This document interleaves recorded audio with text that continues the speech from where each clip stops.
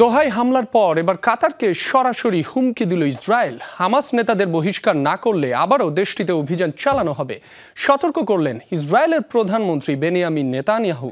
যে দেশই হামাসকে আশ্রয় দেবে সেখানেই খুঁজে খুঁজে হত্যা করা হবে শীর্ষ নেতাদের, দিয়েছেন এমন হুঁশিয়ারিও।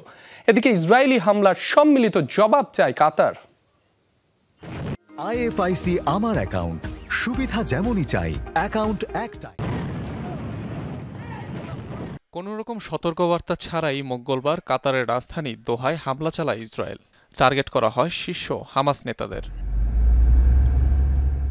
নিয়মনীতির তোয়াক্কা না করে কাতারে হামলার পরও ক্ষান্ত হয়নি তেল আবিব। দোহার প্রতি উল্টো হুমকি দিয়েছেন ইসরায়েলি প্রধানমন্ত্রী বেনিয়ামিন নেতানিয়াহু।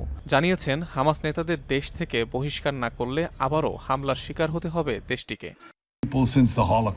৭ অক্টোবরের গণহত্যার সাথে জড়িত সকল সন্ত্রাসী মূল হোতাদের কাতার নিরাপদে আশ্রয় দেয়, অর্থায়ন করে এবং বিলাসবহুল প্রাসাদে থাকার সুযোগ দেয়।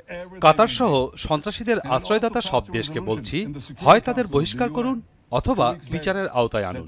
আপনারা করতে না পারলে আমরা করব। এদিকে ইসরায়েলকে জবাব দিতে আরব দেশগুলোর সমন্বিত পদক্ষেপ চায় কাতার। ধারণা করা হচ্ছে আসন্ন আরব ইসলামিক সামিটেই আসতে পারে নতুন কোনো সিদ্ধান্তের ঘোষণা। এই অঞ্চল থেকে একটি জবাব আসবে, সেটি এরই মধ্যে আঞ্চলিক সহযোগীদের সাথে পরামর্শ এবং আলোচনাধীন রয়েছে। এমন অর্থপূর্ণ কোনো পদক্ষেপ আশা করছি যা ইসরায়েলকে এই আগ্রাসন থেকে বিরত রাখবে। কাতার, ইরান, তুরস্ক সহ হামাস নেতাদের আশ্রয় দিয়েছে বেশ কয়েকটি দেশ। অনিক রহমান, যমুনা নিউজ।